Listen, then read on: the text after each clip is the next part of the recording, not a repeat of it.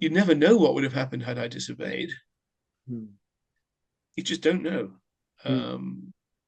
And so I think, is there anything you can do to the generation coming up? Yeah, I think, as they did in the biblical Old Testament times, especially, shared the stories that what God had done.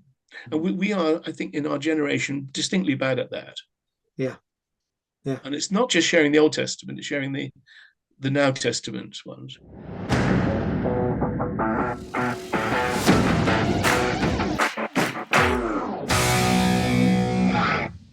Hello and welcome to Raising Standards today. And today we are talking with somebody who I've known since I was a young child. He was my dentist growing up. My dad knew him as his godfather. They're similar ages, but when my dad came to the Lord, this man had a great role, very influential in discipling him in the things of the Lord. And many other people know him as one of the great grandchildren of a man called Smith Wigglesworth. Today, we're going to be speaking with Henry Fardell. Henry, very, very, very special welcome to you. Thank you so much for joining us. It's Olly, great to be here. Yeah. You have got the most amazing heritage, which I knew you mainly because you'd stick your fingers in my mouth and root around to check if I had any fillings. So you were a dentist by profession, but you've got this amazingly rich heritage. I wonder if you could tell us a little bit about what it was like growing up. Did you know this amazing heritage that you had from when you were young? The answer is yes and no. My parents didn't overplay it in any way. But I can remember sitting on the sofa with all these people who I now realize were pioneer missionaries and part of Smith Wigglesworth's family. I remember his daughter, my Aunt Alice. And she would sit there with a huge hearing aid, rather like anyway, it was a massive thing in her off her shoulder here. And because, of course, she was deaf. And that was one of Smith Wigglesworth's problems. You know, he took her around, and obviously there's lots of healings of people who are deaf, but not hers, not his daughter. And pioneer missionaries like Jimmy Salter, my uncle and aunts who were pioneers. Yeah. Amazing. I just didn't realize the value of what I was there. And I was just listening and fascinated. I always wanted to be in the room with them, but I hadn't got any conviction for myself. It was just fascinating to see them.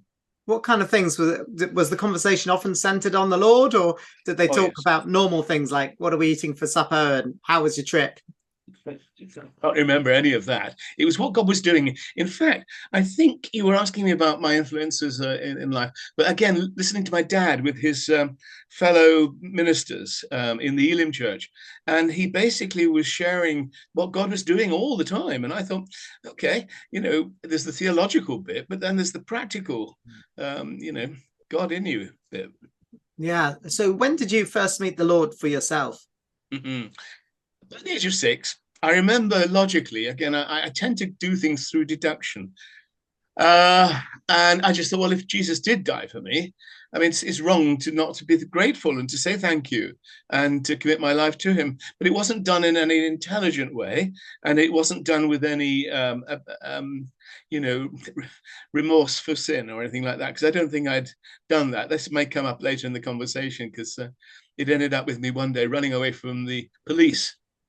And it was at a party where Paul McCartney's cousin was, but we'll come into that later. And so anyway, basically, I hadn't robbed a bank. You can't drag a carrot of Paul McCartney's cousin and running away from the police. I'm feeling the drama of the moment, and I now need to know what actually took place. But seriously, that was one of my revealing moments. So what happened was that I had met a girlfriend whose father was a county cricketer for Lancashire.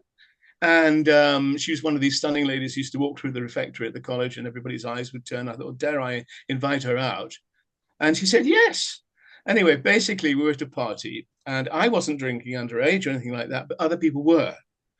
And it happened to be next door to my own home.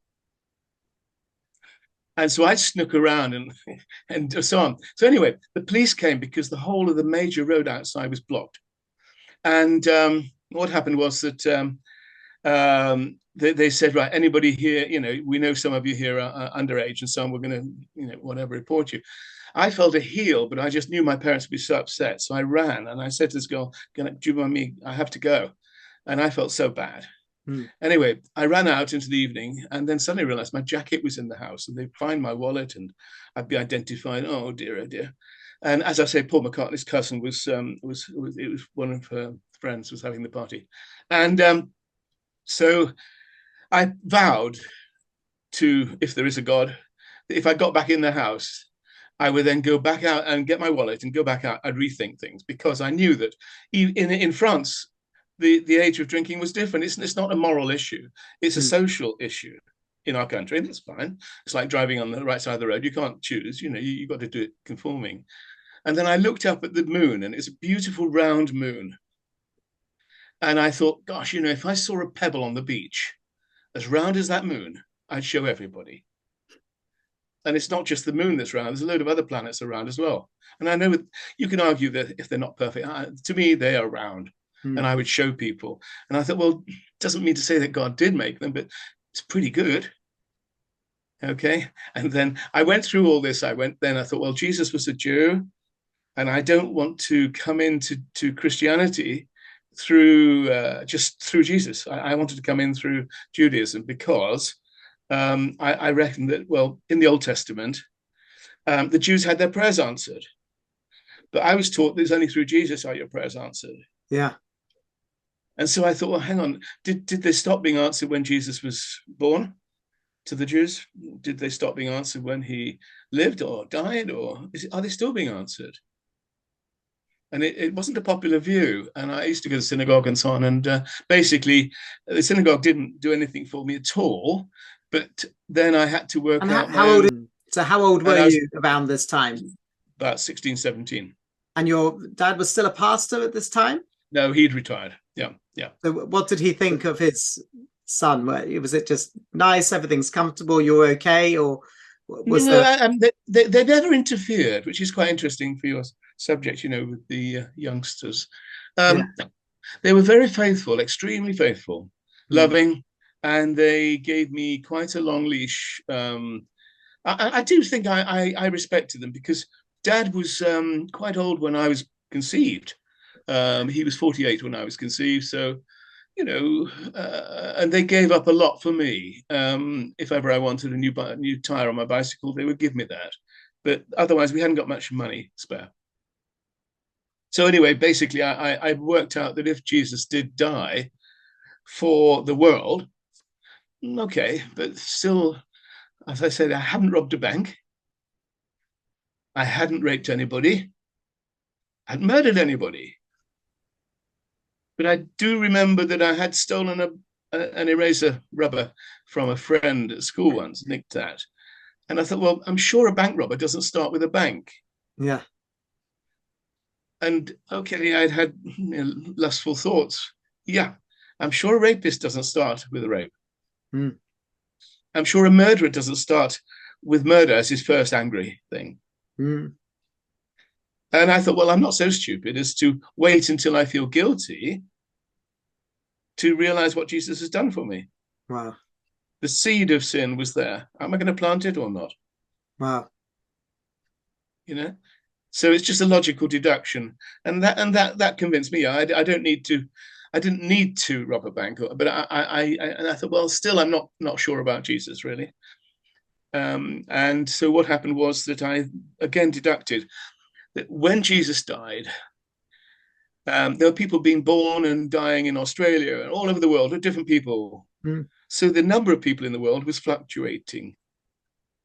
And it always is, and so on. So when it says he died for the world, this is a concept of total rather than exact number 1, 2, 5, whatever on that day.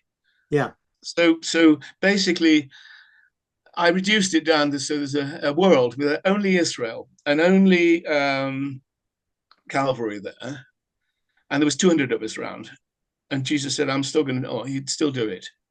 Okay, down to 20. Oh, I'm still there standing because there's something happened in the world that everybody else is dead and I'm okay. I'm alive at the cross. Would you go ahead with it just because there's only 20? You can see where this is leading. So for me, this is kind of this is kind of your thoughts just processing. It's not like a Damascus Road conversion, which I know some of the amazing ways that the Lord's used you, and we might get on to some of them in a minute. But when I hear those stories, I think, oh, maybe your conversion was Pauline in character, bright shining lights from the sky. But this is much more you just thinking it through logically and going, hang on, I guess we're going down towards if it was just me left. And he would die for me. Yeah. And then, in fact, this happened to us once, but if somebody saw you in the middle of a road or walking out into the traffic, and they saw your danger and they pushed you out of the way,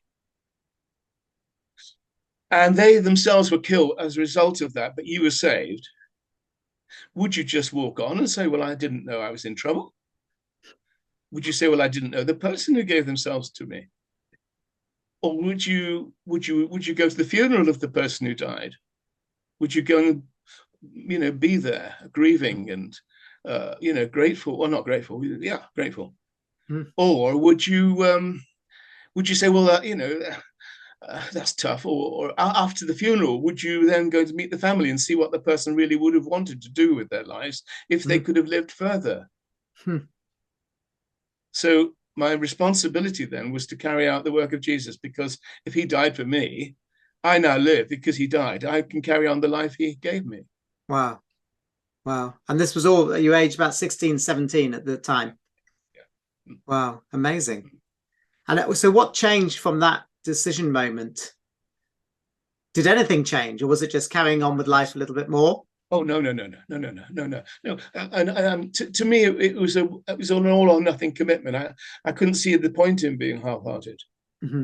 Yeah. It's just, there's no point, because, yeah. And this came up recently with the lectures we've been having and debates on the foundations of human sexuality. And one person spoke, and she was lovely, and she just basically, Becky, and she said, I think to me, her life was sold out. And I spell the word sold, SOULD. Yeah. There's a sold sign on. Yeah. She's now taken over. She's now possessed by someone else. Again, I love playing with words, and because I think we often say that, all to Jesus I surrender, but I'll keep a bit for myself, and we do, but the principle should be, and we're not for sale, we've been sold.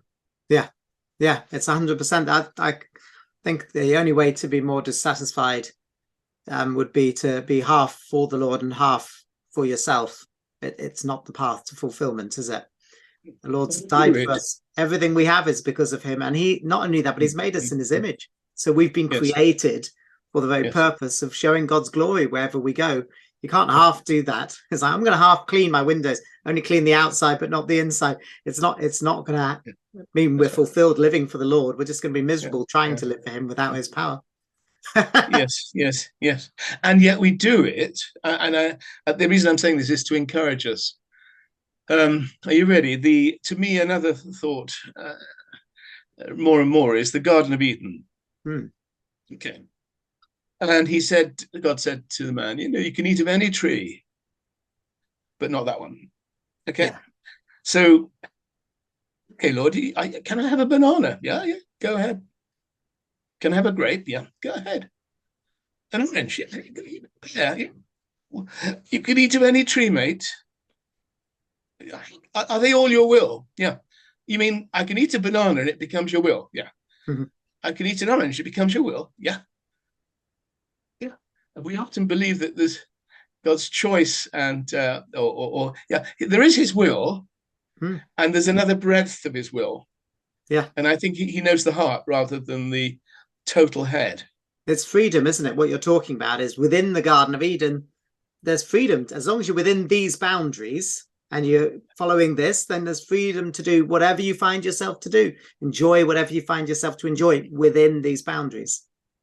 So when you made this this sounds like a kind of final decision, a lifelong decision. Lord, I'm going to live for you. You'd obviously grown up in church. Had you chosen to follow the Lord when you were younger? Was there anything in your life from early days, or was it just you went to church because your parents made you, and that's just what you did as a family? You didn't know any different? enjoyed it, and when we used to go around house to house giving out kind of little envelopes for missionaries to, and so on, and all sorts of stuff like this. Quite enjoyed it all, but it wasn't my choice in the sense of and I had good parents, and in fact, wrong or right, it didn't take me too long to realize that if you did wrong, the consequences were much more disproportionate than if you pretended to be good. Yeah. Is this part of being a pastor's kid where people are looking on you? Was it your parents' discipline?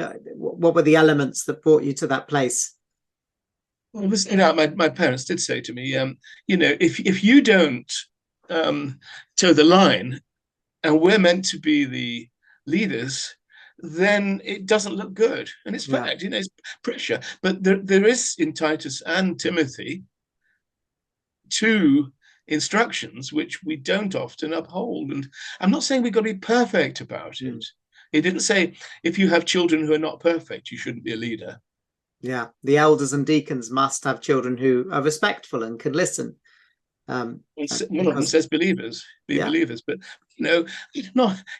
I think it's a general concept of honoring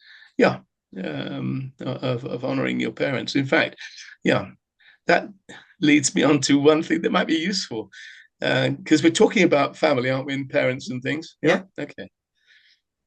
And I want your feedback on this from a Jewish viewpoint. Have you noticed the symmetry of the last 5 commandments? And this will teach you to remember the commandments in order if you want to know them. But the worst thing you can do in social life is kill somebody. That's what number 6 is. Yeah. Kill. And at least it's difficult to hide a murder. Very difficult. Somebody's bumped off. They're usually missed. Okay. The next one, antisocial thing, is committing adultery. You're stealing somebody else's wife, whatever. And at least one person knows about it. Difficult to hide, The next one, that's number 7. The next one is most difficult. I'm coming, by the way, into family in a minute. Yeah. The next one that's interesting is the stealing. So if I've got an apple tree and you nick my apple, so long as I've got enough apples left, I may not notice, Ollie, and you took it. So you can get away with stealing. Difficult to get away with murder. Almost impossible. Impossible to get away with adultery. Okay, but it's not as, to me, long-term significance as killing. And you can get away with stealing so long as you don't know what I've done. And then the next one is bearing false witness. By the way, that was 8. Number 9 is false witness. So long as you don't know what I'm telling you is not true, as long as it doesn't hurt anybody, what does it matter? And then the next one is covered, and that's deep inside, and you just don't know that I wish I had, your house, your car, I don't know, been a successful. I'm just not happy with my lot, but I just wish I was, just not being, basically coveting what is not yours. Yeah. Now, turn it on its head. You don't know a person's coveting because they don't usually change color or say anything. You don't need to do anything. It's deep inside, right? The first commandment is love God with all your heart. He put him first. Nice. And people say, well, my religion is my own feeling and so on. And, you keep yours to yourself. I've got mine. You keep yours. And we're okay. And I don't want to discuss it anymore. Thank you. So you can actually hide your love for God by coveting deep inside. Okay. Now, if you then want to build an image of God or whatever, you are basically telling a lie. So number 9 commandment, number 10 is like number 1. Yeah. Number 9 is like number 2. Yeah. Got it? We're following. Yeah. Yeah. So basically, you can have an idol. It may be a television. It may be something else, and nobody's going to know about it necessarily if you hide it well enough. Okay. Now, the next one was stealing, and the next one was to actually take the name of the Lord your God in vain. Yeah. You're stealing God's glory. nicking what is not yours is Yeah. his, and misusing it, basically, taking away from what is really pure. Anyway, there's that. So number 8 is number 3. Then the next one is he's keeping the Sabbath day. Yeah. Now that means separating yourself, and that's what you do when you marry. Wow, amazing. Committing adultery is parallel to Sabbath. It's, you are meant to be dedicated to the one person, and to keep a Sabbath. I think personally there's a Sabbath that's every day for each one of us now in Jesus. Hebrews tends to say there is now a Sabbath day, for those in Christ. Okay, or not Sabbath day, Sabbath, it says. Yeah. So that's that. So you're now left with number 5 commandment, which is honor your father, honor your parents, and whatever. And basically, if you don't do that, in fact, this is coming strongly. This is why I wanted to show. You end up with killing the family. Yeah, destroying it. Yeah. And if the families in the church can be destroyed, the church is weakened, if not killed. So number killing is 6. 5. Now, some people divide the 10 commandments into 4 and 6, but the one that's only got the one with the promise is number 5. And it says, if you obey your parents, your life will be long in the land you're given. Well, that means if you don't respect your parents, whatever, your life will be shortened. Yeah. That's the converse logic. Shortening life is killing it. Yeah. Well, and now you know all the 10 commandments in order, and so on. Wow, that's amazing. That's symmetry between it. And I guess in the world we're living in, the family unit is really under attack. That there's an onslaught really of children being taught to dishonor their parents. I think we were talking with some people about Peppa Pig, which right from the earliest age, Peppa Pig's really quite rude to her father at times. And you're like, who's running this household here? I know Peppa Pig is the name of the TV show, but she also seems to be the one who runs the whole household and tells her dad what to do and bosses him around, and mother in a similar way. Are you seeing over your years, and I'm not going to give away how old you are, but just to say you're older than me by a few decades, I think, to say, are you seeing a shift in family over this time? I'm happy to rejoice in 77 this year. Oh, amazing. Wow. Okay. So, but I mean, I'm grateful for it. I'm not bothered about I didn't give myself time. God did. Yes. Yes, I feel that we have now latched into pleasure being more important than purpose. Wow. Pleasure can be something that makes you feel good. It's not necessarily pleasure land, or whatever that means. It's not necessarily just fun. It's actually, if you want to do it, do it. That's the way you're made, so just do it. Whereas family is about purpose. The parents are there to raise the children in godliness. Children are there to honor their parents and learn. That's part of the purpose of family, isn't that? Stable background for children to grow. And it's not always pleasurable. Sometimes it's hard work. Yes. Recently, I've been thinking, I don't know if I shared this with you, Olly, but if you look at a work of art like a Rembrandt, its primary purpose, Rembrandt didn't do it overnight. It took hours. Beethoven didn't compose just quickly a symphony. It took hours. And just because you need to work, say, at marriage or relationships, doesn't mean to say it's wrong. In fact, something beautiful can come out of the effort. Yeah. But we often think the effort is sterile. And so you've gone from having this wonderful upbringing that you've had, as we've been talking about family, and it's been changing over this time, but you've had this really privileged upbringing. You made a decision to wholeheartedly follow the Lord in your teenage years. Tell us how life panned out from then. Did church suddenly come more alive to you? Did you understand the things that were happening in the church setting more? Did the faith of Smith Wigglesworth, that we'll come and talk about in a bit, did you suddenly feel something stirring inside of you, this faith in God who can do absolutely anything? The answer is no. But it was different in the sense that, as I said, my parents didn't push it.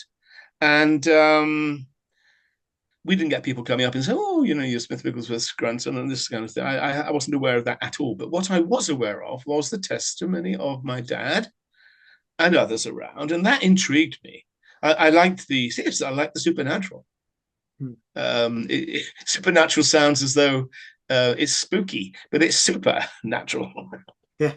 It's where the natural takes on another dimension that you don't expect. And so I used to do silly things like, I began to, obviously, I knew that if I was a Christian, I needed to commit myself to the group, whatever that is. And if there was, say, for instance, a youth group on a Friday night, say, or some people going witnessing on the street, or even me, just by myself, I'd say, Lord, I can't cope with this. I don't know what your will is. I've no idea. I can't do both. So if you send a red bus, I'll go to the youth group. If you send a green one next, because there were two color buses on the route, I'll take it because I felt God could steer it around the corner before it gets to me. And I wasn't in charge of that. Therefore, I was kind of leaving it to be something that might happen rather than my knowledge or anything like that. And I think that that's the childlikeness that God wants. You don't need to have a theology degree before you can trust God. I don't think you need a full relationship, meaning it's a developing one. And I said to somebody the other day, it's a bit like a blind date. Not that I don't think I've ever had one, but never. But I can imagine that you're meeting a God you don't know about, and the relationship isn't yet there. And so I think we've got to let the kids do. I think this is where you do well in your ministry, in children's ministry, is you give the kids a chance to be simple in their accuracy of belief. Yeah, not just belief, but have a go at throwing it at a dartboard and seeing what happens, what number do you score. You must have had examples of that yourself in your childhood, even before you'd made this kind of 100% decision for the Lord. You must have, I'm saying you must have, I don't know, you must have seen examples of miraculous healings before your eyes and God moving in that kind of way. No. We had one or two times when I'll use the word, apparently the Holy Spirit was in a service, but my dad was very strict. And if he felt something was out of order, he would say, brother, would you please sit down now? I think you said enough. And I think probably Dad was right, because I'll say it, I think you can get away sometimes with prophetic murder. So another, and it's not the Lord. And in the Old Testament, over and over again, God said, look, you say thus said the Lord, but I haven't said it. And I don't like it, because my name is being diluted. Yeah. So no is the answer. I think, one story, which again, this is interesting, because I now call myself retimed as compared to retired. And when my dad retired, he felt God had called him into the ministry, having had a secular job before that. And then he retired out at 65. That was the standard stuff.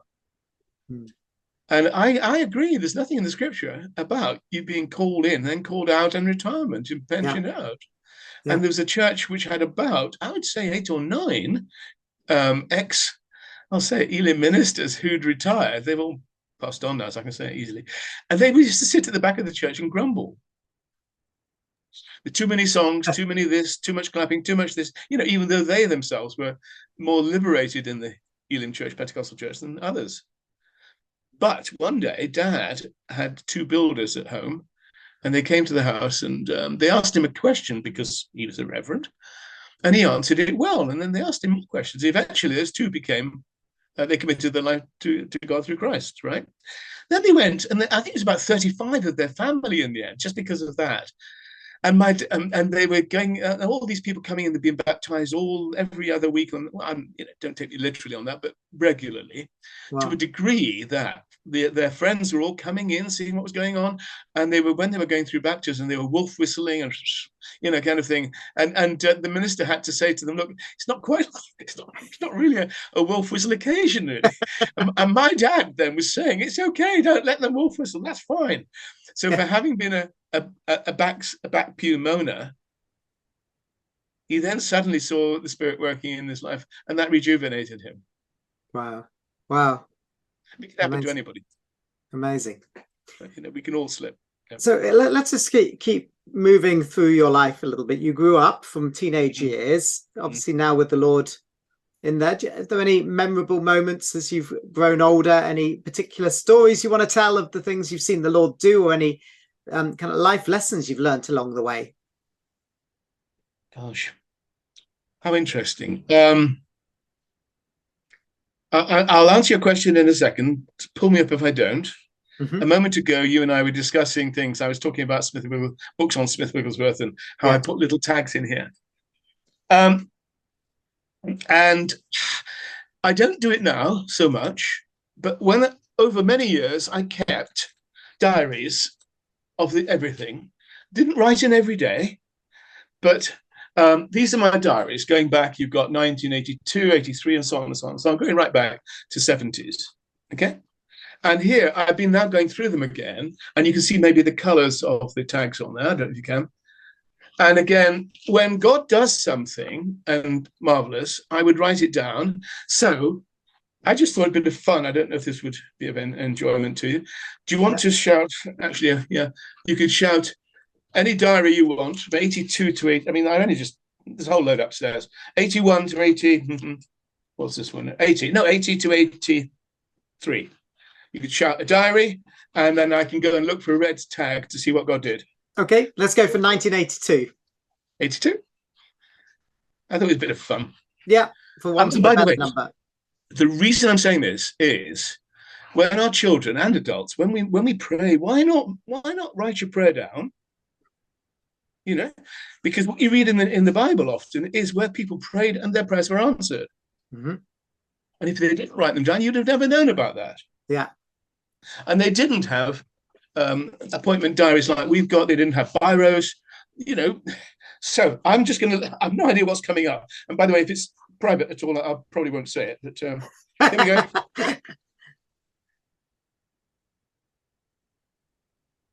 we go. Oh, this is the reunion of my year at university in March 27. Met a consultant, oral surgeon's wife. He was a lawyer who was concerned about marital breakdown, and a spiritual need was acknowledged. 5 minutes later, she was having a disagreement with the dean. I was able to smile at her and encourage her. And somebody else, Stephanie's nice husband, disillusioned with life, seeking God, not found. That basically that evening was packed with meeting people who I felt were loose ends. And the reason I like that word is not in a loose end nasty word, but I don't know if I said it already, but I feel my life is a tapestry. I so often see it linking up years later with other things, and it's as if God's set it up. Yes. And so making a note of the significant little things that seem to happen that were slightly unusual and putting them down is important. Don't know if I'm answering any question there. What was your question? But I'm just asking for stories from your life of how ways you've seen God move, things that you've seen the Lord do. And I think you are answering it with this idea that the Lord is over every detail over time, and that things that have happened at one point in the past then begin to weave into things that are happening. That whole picture of a tapestry is beautiful along the way. And I think a lot of people would relate to that. There are sometimes things that happen that we don't really understand at all at the time. Yeah. But you look back 10 years and you go, wow, thank God that happened. Yeah. Because that led to this, led to this, led to this, which was a huge part of God's plan. But at the time, it just looked like another thing. And I think I said to you at the beginning, my mind does go in all sorts of directions. I'm going to come back to tapestry in a minute, but I like to consider the idea of a three-dimensional tapestry. We often think of tapestry a bit like a cloth. Mm-hmm. Okay, that's fine. And often, if you turn a tapestry around, you see the loose ends. But those loose ends in God's sight often form another picture. And I don't think that even 3D is right. I think God's multidimensional. Mm. And we're not allowed to know that. Well, not to know what he's doing, really, in that sense. Yeah. So, in fact, when we went to Israel recently, I shared with a rabbi guy. This is last year. We went to Israel for our 50th wedding anniversary. And I met a guy there, and I just felt I had to talk with him. And he was a rabbi, and we went away to our session, and he was sitting downstairs in the foyer talking to two younger ladies. And it turns out that I said, "Can I join you for a minute?" He said, "Yeah." And I said to him, because I didn't know what to say, "Rabbi, can you tell me your favorite verse in the Bible?" And when I said it, I thought it was quite a good lead in. It's quite a good chat up line for a rabbi, because it's got to go somewhere. And he shared with me something, and it was something from the Torah, but I couldn't understand it at all. Anyway, I said, "Can I share something with you?" He said, "Yeah." And this is something I made up about a year ago that might be of interest, again, to the families, might be listening, or parents. And I said, your life is like a picture. And I mean, just as now I'm looking at the TV screen on the laptop, and you're looking at me, and there's all sorts going on. We each one see it differently. Sometimes life doesn't make sense. It seems to be fragmented as a picture. It looks a bit broken. I mean, it doesn't fit, doesn't feel comfortable, but we live it, we have to live it. So it's like a jigsaw sometimes. It's a bit broken. You feel it should fit together, but it's not.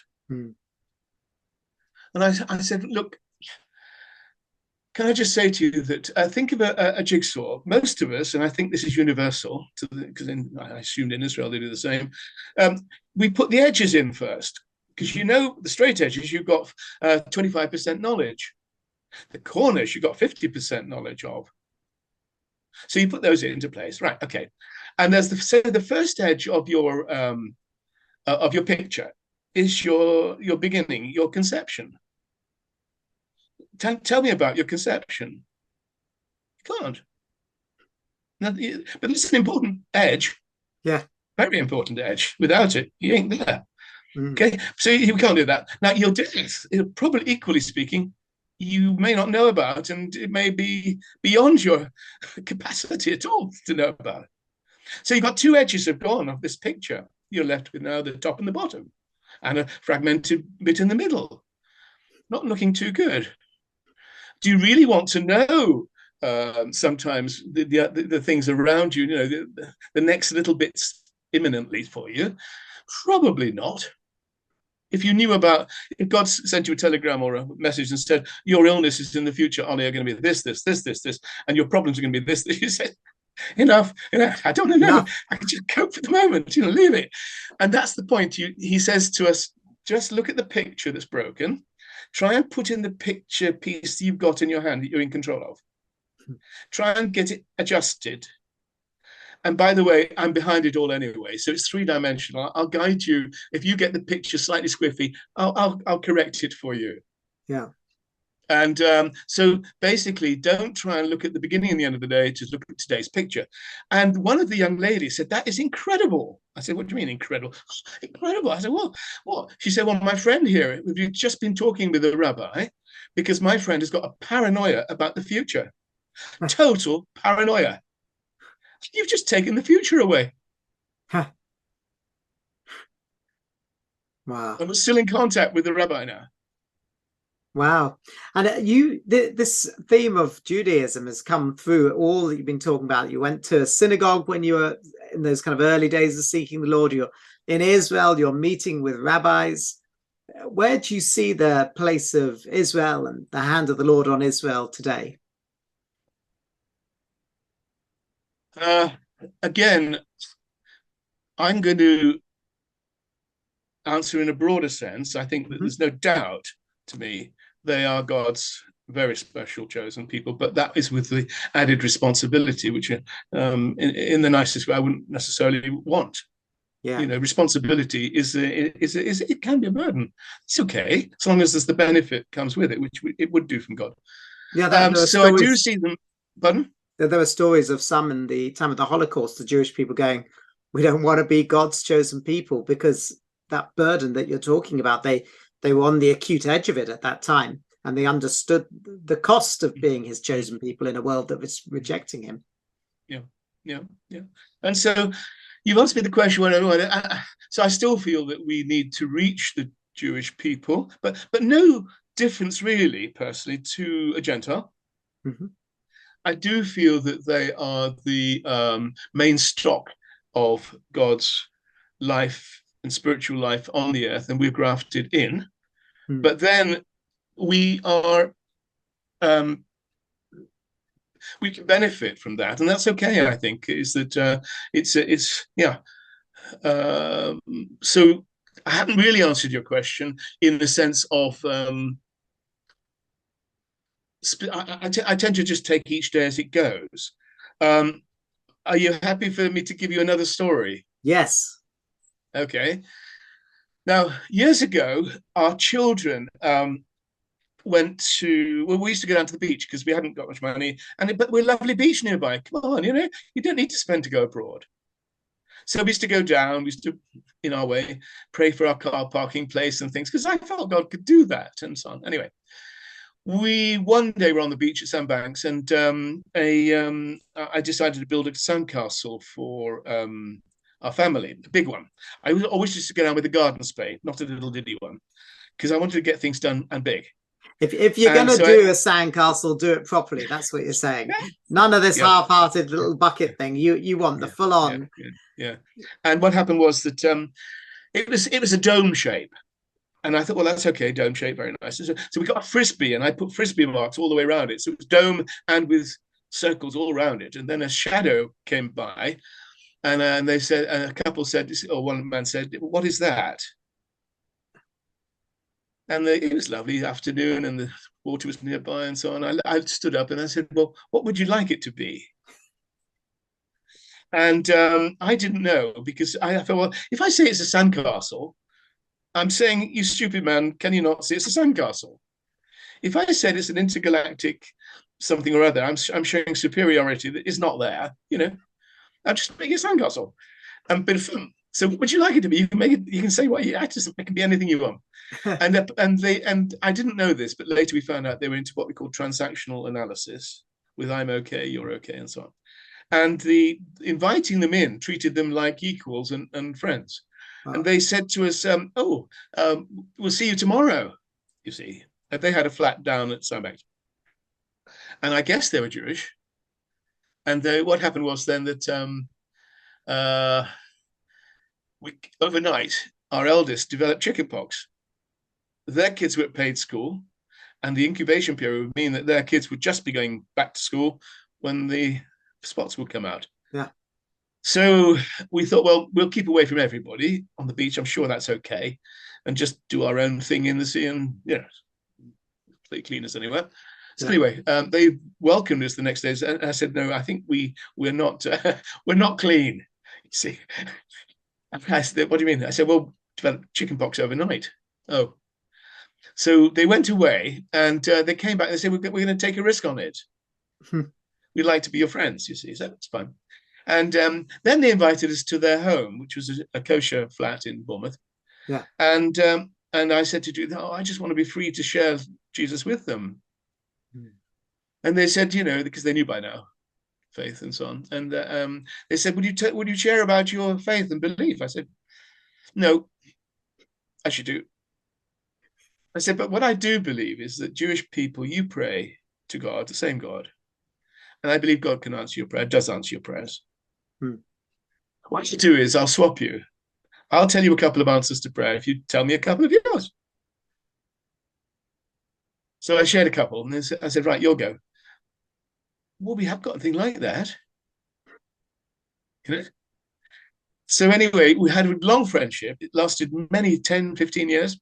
And we went to their bar mitzvahs, bat mitzvahs in London. And that was that. One day, a guy called Michael Brown from Pensacola You heard? Okay. Yeah. Was speaking in Swanage. And he'd heard about Smith Wigglesworth with me and so on. So he said, can I, say hello? So we drove over on a Friday night to Swanage, to wherever it was, the church there. And I met him, and he was a lovely guy, Jewish. His dad was a Jewish lawyer. He was obviously a very keen, filled with the Spirit person.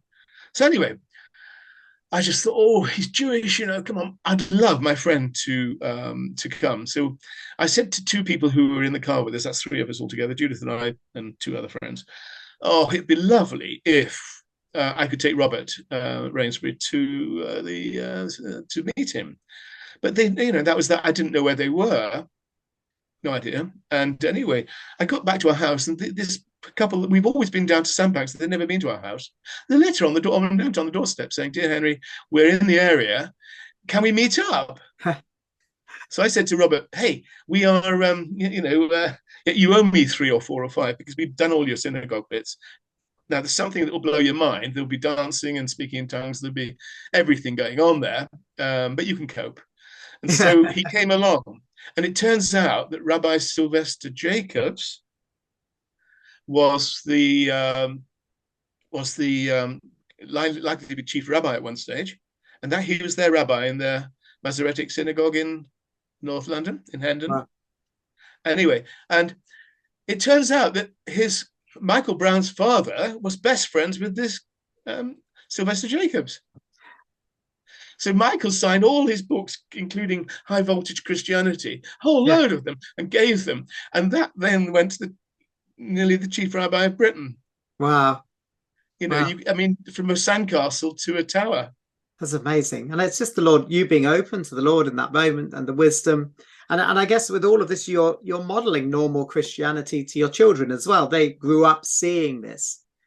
And seeing this is what it looks like to follow the Lord. This is what it looks like to be with him.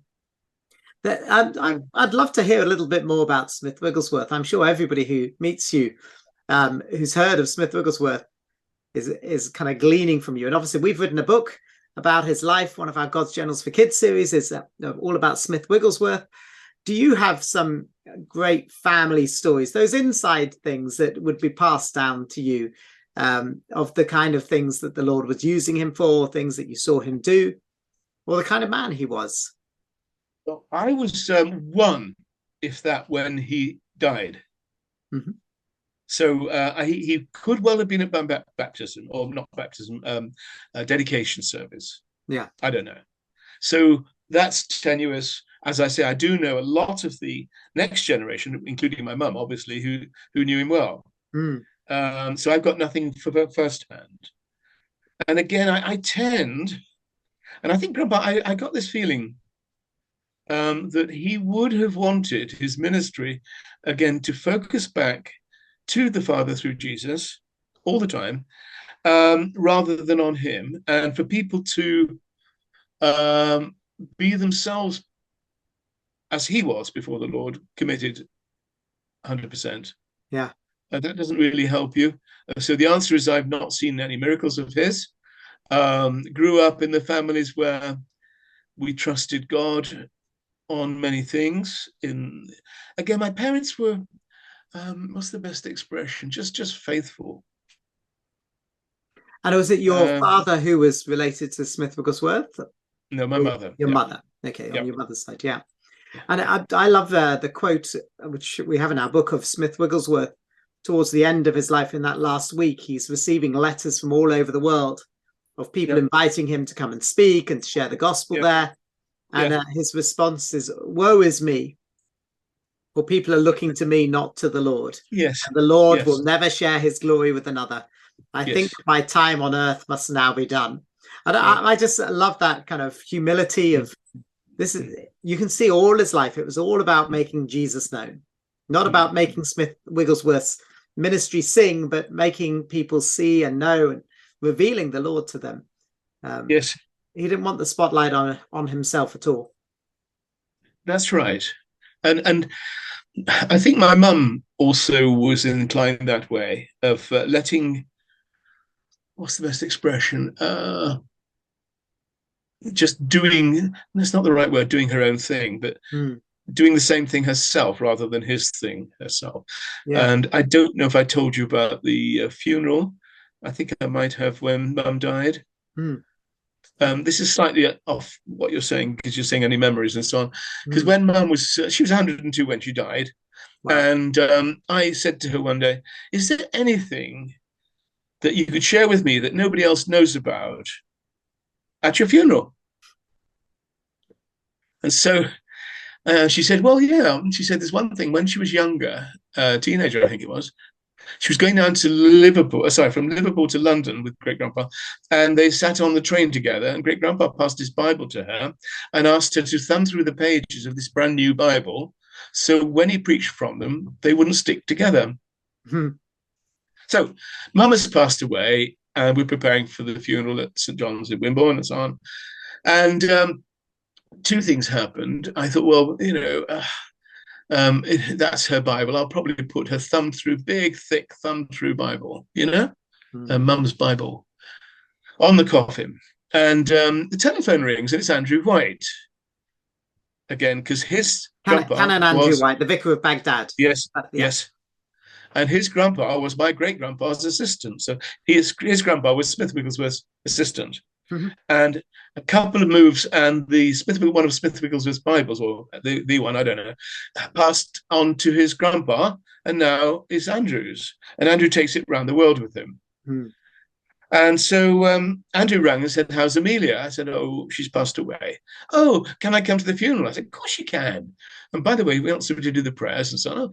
Well, and could you bring great grandpa's Bible with you? Mm-hmm. So on the coffin in the church, there were two huge Bibles, all thumbed through. Mm-hmm. And so when I gave the eulogy, I was able to say, look, there's something that probably nobody else here knows, not family, anybody, that Mum shared with me, and that is that once she was traveling and she had to thumb through the pages. Now, it isn't necessarily the same Bible. Yeah. It's not impossible that it is the same Bible that she thumbed through. And so you leave this kind of huge story. It's not story, message is the word, of Grandpa thumbed through Bible used and so on, which it was his, and then Amelia's. And the next thing is, to me, the extrapolation is, what about next generation? Well, that's why I wanted to take our conversation next into that next generation, because you've obviously got this wonderful heritage. And if you're listening to this and you've never heard of Smith Wigglesworth, I encourage you, go read about his life, find out how the Lord used him. Really, it was a remarkable life sold out to the Lord. And we need many more like him raised up, I would say, in our time more than ever. And I think we can look at the future generation, and for some it could be with despair. There's a lot of things that are not going great in our world at the moment and in our nation, but the Lord's also moving. And I wondered if you had anything prophetic to speak into this generation coming up, perhaps something for us as parents specifically. What should we be sowing into our children in preparation for these days? Okay, speaking off the cuff, recently I started to share with my grandchildren and my children again the stories that are my testimony. I'll share one with you now. Are we okay on time? Yeah, we're good. Yeah, okay. To me, this was a very emphatic one, and it comes back to what you were saying there. Hope I don't lose my thread. So we used to go skiing with a group of Christians, usually about 30 or 40 of us. We sometimes hired a Scripture Union chalet in Chateau d'Ay in Switzerland. And we just, each year we'd meet up about October time, and we would book for just after Christmas to go skiing. Loved it. We'd gone from scratch, learning and so on. So anyway, it turns out that I was praying in the October time, and I just felt God say, don't go skiing this year. And the arrangement I had in my business was that if God, if I was at work, the staff needed to be at work. So we tried to coordinate. There's no point me being at work and no staff to support me. No point them being there at work when I'm away either. And it worked. And the staff themselves had started skiing, their families. And I thought, well, if God's saying, I want you to work over Christmas time, I'm going to be popular as nothing, you know? And if I say it's God, that's even going to be more wacky, Yeah. uh, you know? Uh, so anyway, it turns out that I had the courage of my convictions, and I said to the group, we're not going. And I don't know why, I just feel God said, don't. And so anyway, as a result, I decided to buy a table tennis table, which we fitted in this room that I'm in here. Mm. And anyway, Jonathan, my middle one, is very athletic and, you know, did lots of activities. And we were playing table tennis, and I'm not good. And he said, "Daddy, I'm dizzy." And I said, "Oh, right, okay." So I thought it was a bit odd because he's not normally at all like that.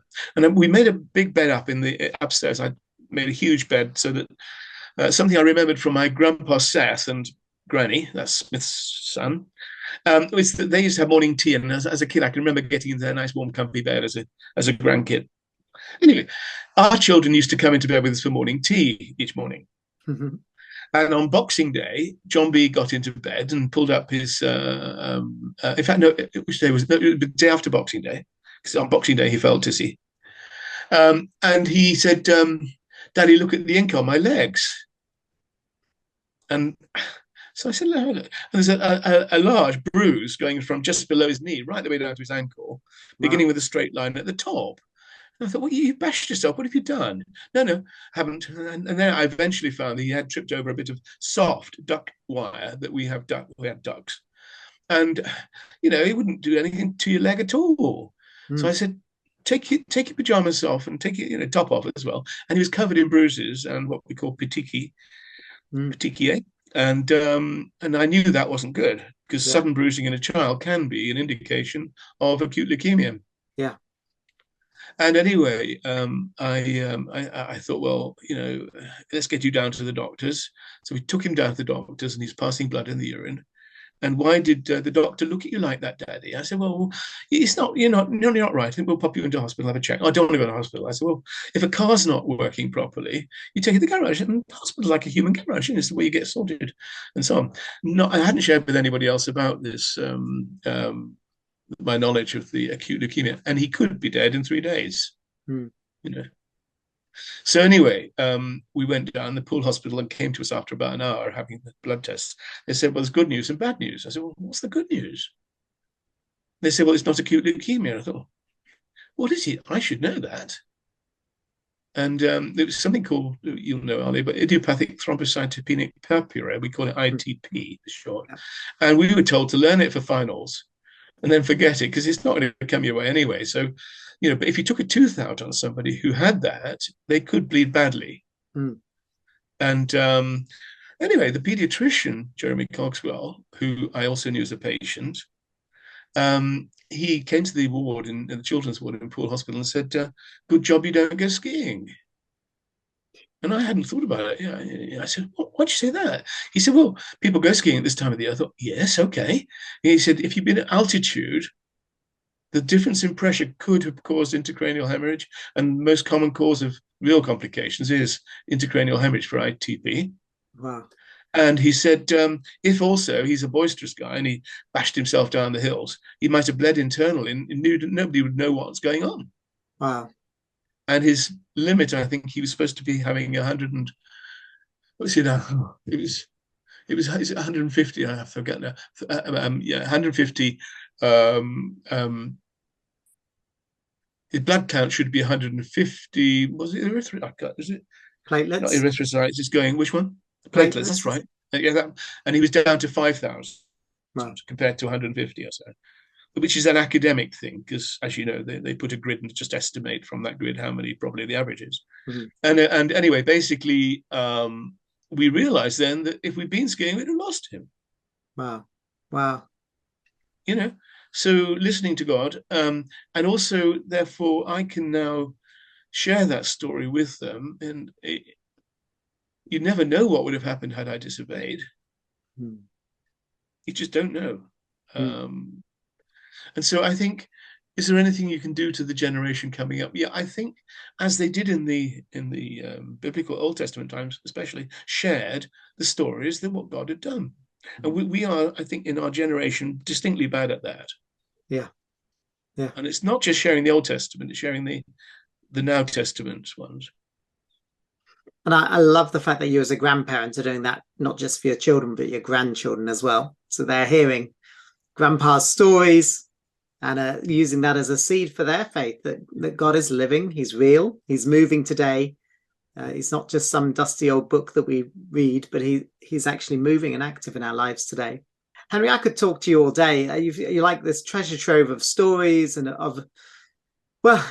you can just see the grace of God on your life and your love for the Lord and his faithfulness to you all through those years in looking after you and looking after your family, leading you, guiding you.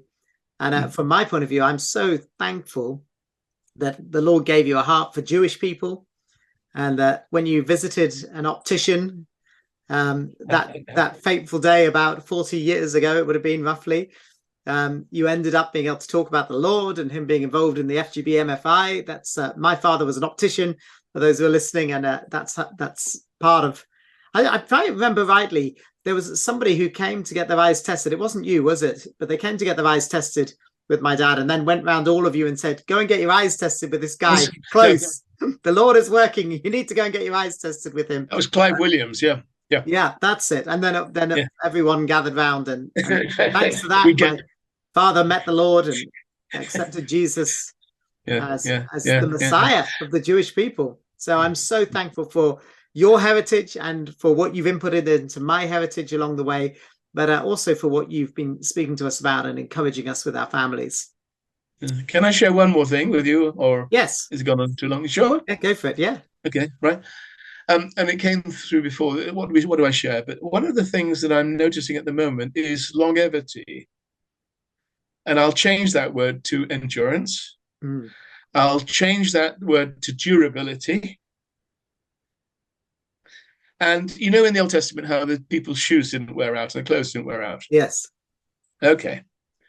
As a joke, imagine clocks in Egypt, in Cairo, and so on. And basically, forget that. But did they really not wear out? Okay. Now, when we were setting up in business, oh, by the way, I'll just jump back. A lot of the books about Smith Wigglesworth are about ever increasing faith that endures, and so on. Okay. If you can see a theme there, there's something about the durability of it. Okay. Yes. So I'm setting up a dental practice, and God has been incredible. I would go into a carpet firm in Wimble, which was near the old market. I felt God say, go in there, because I needed a settee. And I thought, this is a bit stupid, but I felt God saying, do it. So I go in, and there's this carpet firm. I said, I know you're a carpet firm, but have you got a settee for sale? No. I said, well, do you mind if I look? We haven't got a settee for sale. Okay, fine. It's okay if I look. Yeah. So I see a pile of carpets in the middle of the room, and I just pull one away and I see a bit of chrome, and then I pull away a bit more. There's a settee. So I said, that's what I want. I'll buy that. It was not for sale. I said, well, yeah, but you didn't even know you got it. I'll buy it. I'll give you a £5 and it's mine. They to get rid of this man, he sold it to me. So then I get in the car and go down to Ferndown. And what happens is that, which is, about 5 miles away, there's another carpet firm, big one called Carpet Warehouse or something like that. And I went in there, and I also wanted a table and chair. So I said, I've come in to buy a table and a chair. We don't sell tables and chairs. We sell, okay, fine. You don't mind if I look. And I walked across a lovely glass top table with chrome legs. And the chrome legs matched the other settee that I'd got down the road. So I was still needing a chair, though. There's no chair. And I got permission to open the door, and there's a huge storeroom, empty, except in the middle is a chair. So I said, that's the chair, that'll do. And so eventually, again, pretty well to get rid of me, they did that. Okay, so we have friends who came over. We're having something like Saturday afternoon discussions. And I was sharing how God had provided. Because we were on a shoestring. We really hadn't got the money to do it. We converted an old fire station into dental practice. You might have, yes, you probably went to that one, I would have thought. Yeah, I Anyway, did. yeah. So what happened was that I had everything sorted in the practice, except I needed what we call the central suction unit, which is one that sucks the saliva and it drops it into the main strain. It's the top of the range I wanted, but I also wanted a long carriage typewriter. In those days, we had long carriage typewriters. I also wanted a high-speed handpiece. In those days, you didn't have lots of equipment. You could sterilize one pretty quickly after the other. Hmm. I'd seen an advert for this, for the central suction unit about a month before in the British Dental Journal. I thought, and it said for the price of one amalgam a week, that's an old filling a week, you can take over a lease of this machinery. Mm-hmm. And it was a good advert, so I hadn't bothered because somebody would snap it up. It was, it's gem. So my friend said, well, if God's provided on the other, what about this advert? I said, so in front of them all, there's about 6 of them in the lounge. I rang this number up. The guy said, well, if you're looking for that, nobody has replied to the advert. So, but I'm in Norwich.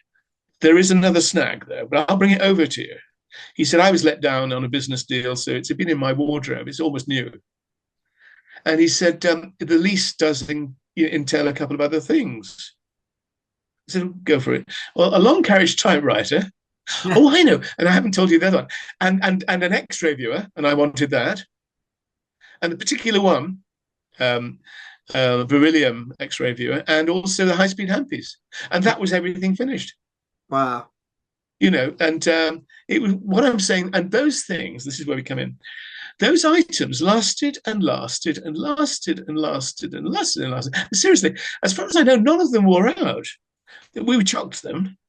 And I gave the table away to my uncle and things like that, but nothing, it was other things did. And there's something I felt that I wanted to share, that when God blesses, he often blesses in a durable way. Mm. And I think that, we talk about eternal life and the kingdom of heaven. I think the kingdom of heaven is actually here, and when you read about in the Bible about the verses in Galatians, just preceding the fruit of the Spirit, and also in Ephesians about before you talk about the armor of the Spirit of God, and it says, and these things are not good, and you won't enter the kingdom of heaven if you are a gossip, if you are this. Hey, well, there's no room for any of us in heaven if that's the case. Yeah, and I think basically the kingdom is where God's Spirit is able to work now, as well as the future. But don't worry about the future, worry about the now. Yeah. Get yourself engaged and do your best. Choose the right fruit. Beautiful, really encouraging story for all of us, Henrietta. Yeah, may we get our own stories. I know certainly in the Ministry of Children what you're talking about is our bread and butter way of living. So we've seen the faithfulness of God, and I'm sure that many people listening will be able to say the same. We've seen the faithfulness of God. I wonder if you'd pray for us all as we bring our time to a close, Henry. Everlasting Father, we thank you that you don't wear out. And we thank you, especially when we, as it were, kick and break things and damage the world you've given us, that you don't give up on us. Lord, help us not to kick, help us not to damage, help us to love you with all our heart, help us to be fully committed. And we thank you for the choice you've given us to do that we're not converted and changed into robots for Jesus. We're converted into those people who can choose and serve. And I pray for those people who are listening to this, that you just open up our hearts and make us channels for your children. That means both those who know you and those who don't, and especially the children in our family. We pray that you'd give us the inheritance that you often promise in the scriptures to those who believe, and help us to follow your pathway and your Spirit leading. Again, thank you for the power and the fire of your Holy Spirit. Pray that you'd help us to be powerful and clean in our lives. Yes, Lord. Amen. Amen. Amen. Henry, thank you so much for your time and for sharing everything with us. It's been great to chat with you. Pleasure. And thank you so much for joining us as well. If you've enjoyed this interview, then don't forget to click the like button and to subscribe to our channel for more interviews like it. We'll see you next time. Bye.